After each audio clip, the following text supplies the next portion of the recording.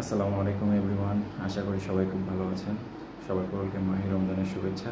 আজকে যে বিষয়টা নিয়ে আলোচনা করব সেটা হচ্ছে রিজার্ভ নিয়ে। আমরা পত্র পত্রিকার মাধ্যমে, খবরের কাগজের মাধ্যমে প্রায়শই শুনে থাকি যে রিজার্ভ বেড়ে যাচ্ছে বা রিজার্ভের পরিমাণ কমে যাচ্ছে। তো রিজার্ভ নিয়ে আজকের আলোচনা।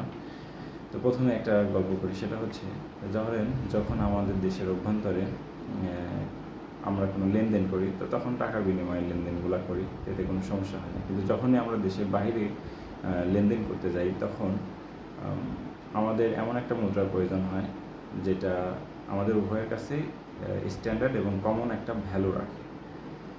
তা যদি না হয়, যেমন মনে করেন আমাদের সাথে যদি ইংল্যান্ডের কোনো লেনদেন হয়, তো আমার টাকা দিয়ে যেমন ইংল্যান্ড কিচ্ছু করতে পারবে না যদি ইংল্যান্ডের কোনো ব্যক্তি বাংলাদেশে ঘুরতে না আসে অথবা বাংলাদেশে কিছু না কিনে। ঠিক তেমনি ইংল্যান্ডের পাউন্ডও আমার খুব একটা কাজে লাগবে না যদি আমি ইংল্যান্ডে বেড়াইতে না যাই এবং ইংল্যান্ড থেকে কিছু না কিনি।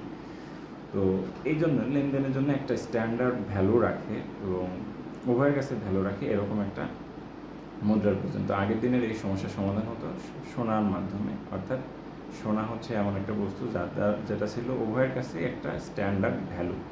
তো আগের দিনে কী হতো, যখন কেউ আমদানি করতো তো তার মজুদ থেকে সোনার মজুদ কমে যেত, আর যখন কেউ রপ্তানি করতো তার সোনার মজুদ বেড়ে যেত।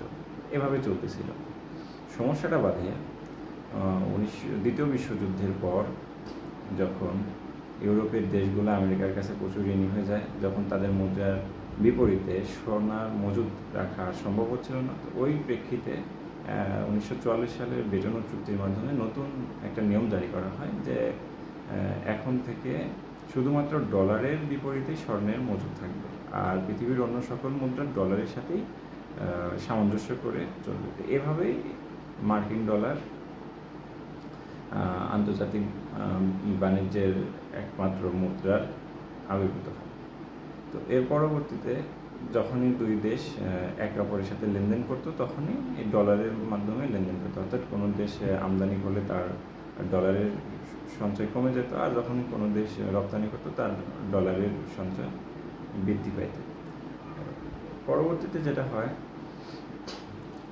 আমেরিকা চুক্তির শর্ত ভঙ্গ করে প্রচুর পরিমাণে ডলার ছাপায় ফেলে এবং এই অভিযোগ যখন ওঠে, এই অভিযোগের প্রেক্ষিতে আমেরিকার তৎকালীন প্রেসিডেন্ট রিচার্ড নিক্সন 1971 সালে এক ঘোষণার মাধ্যমে সবাইকে অবাক করে দেয়, একটা ঘোষণার মাধ্যমে যে এখন থেকে ডলারের বিপরীতে আর কোনো সোনার মজুদ থাকবে না, কারণ ডলারই হবে একমাত্র আন্তর্জাতিক বিনিময় মুদ্রার মাধ্যম।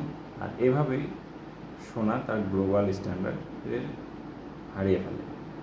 এখন যেহেতু এখন দুই দেশের মধ্যে লেনদেন করতে গেলে একটা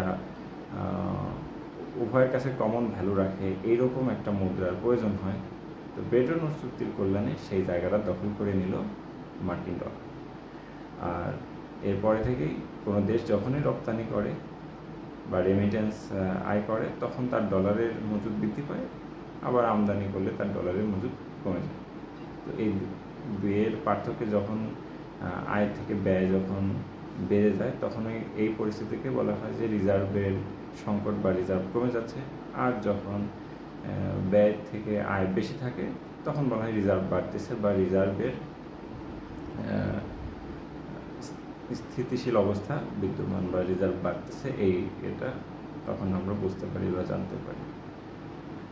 যেমন একটা পরিবারের আয় থেকে যদি ব্যয় বৃদ্ধি পায়, তখন এই পরিবারের যেমন সঞ্চয় কমতে থাকে, তো ঠিক তেমনি আবার যখন ব্যয় থেকে যখন আয় অনেক বেশি থাকে, তখন সঞ্চয় বাড়তে থাকে। তো রিজার্ভ এটা হচ্ছে একটা ইংরেজি শব্দের বাংলা অর্থ হচ্ছে সঞ্চয়। তো আশা করি সবাই বুঝতে পারছেন। ভিডিওটা ভালো যদি লাগে সবাই লাইক করবেন। ধন্যবাদ।